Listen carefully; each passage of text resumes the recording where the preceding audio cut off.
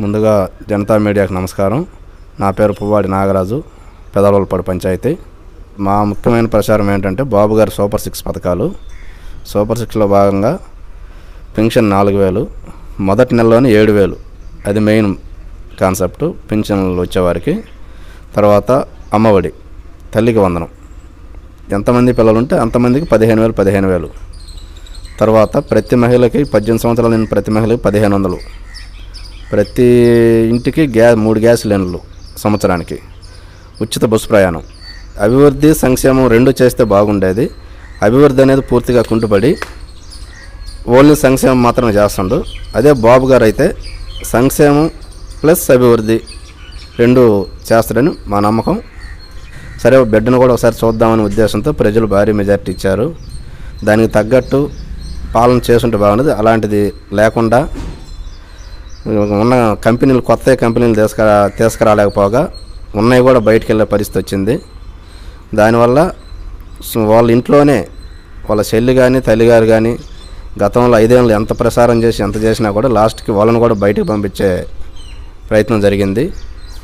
అందువల్ల ప్రజలకి వ్యతిరేకత బాగా వచ్చింది. ఫండ్ సృష్టించాలో, కంపెనీలు ఎలా తేవాలో బాబు గారికి తెలుసు.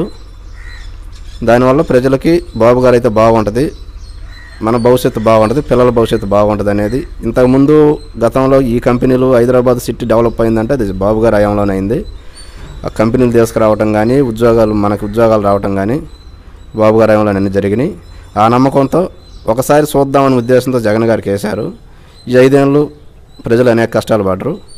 నెక్స్ట్ మళ్ళీ బాబు గారు వస్తేనే మన రాష్ట్ర భవిష్యత్తు బాగుంటుంది. ఇప్పుడు 20 ఏళ్ళు వెనక్కిపోయింది. దాన్ని మళ్ళీ అభివృద్ధి పాలన నడపాలంటే బాబు గారు ఒకరే దానికి సాధ్యులని ప్రజలు నమ్ముతున్నారు. అంటే బీజేపీ, టీడీపీ, జనసేన ఈ 3 కలిసి పోటీ చేయడం జరుగుతుంది. గతంలో కలిసి చేసినప్పుడు కూడా గ్రాండ్ విక్టరీ సాధించాము.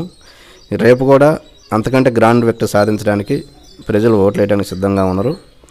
ఎప్పుడు కూడా పొత్తులో భాగంగా పొత్తు పెట్టుకున్నప్పుడు ఎప్పుడు కూడా ఓటమి లేదు. ప్లస్ కేంద్రం అండదండలు ఉంటే మనకి ఏదైనా అభివృద్ధి కానీ ఫండ్స్ కానీ రాష్ట్రానికి తీసుకురావడానికి బాబు గారు, మోడీ గారు సహాయ సహకారాలు, అందులో పవన్ కళ్యాణ్ గారు, ఈ 3 కలిసి రాష్ట్రాన్ని అభివృద్ధులు నడపడానికి సిద్ధంగా ఉన్నారు. ఈ 5 సంవత్సరాలు జరిగిన పరిస్థితులను బట్టి ప్రజెంటు యువకులు కానీ, విద్యావంతులు కానీ, ఉద్యోగస్తులు కానీ, ప్రజలు కానీ బయట ఎక్కడెక్కడున్నా కూడా స్వచ్ఛందంగా రావడానికి అందరూ సిద్ధంగా ఉన్నారు. ఈసారి ఏమైనా సరే ఓట్లేసి టీడీపీని గెలిపించుకోవాలనే ఉద్దేశంతో ఉన్నారు ప్రజలు.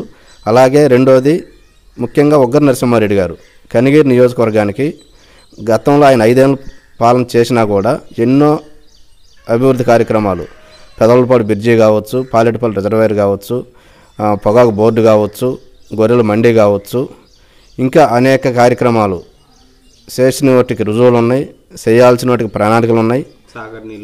సాగర్ నీళ్ళు తీసుకొచ్చారు. ఖచ్చితంగా ఉగ్గర నరసింహారెడ్డి గారు గెలుస్తున్నారు. పీసీపల్లి మండలంలో కూడా ఇంతకుముందు దానికంటే రెట్టింపు ఉత్సాహంతో ఉన్నారు. రెట్టింపు మెజార్టీ కూడా వస్తుంది. ఉగ్ర గారు ఎమ్మెల్యే గారుగా గెలుస్తున్నారు.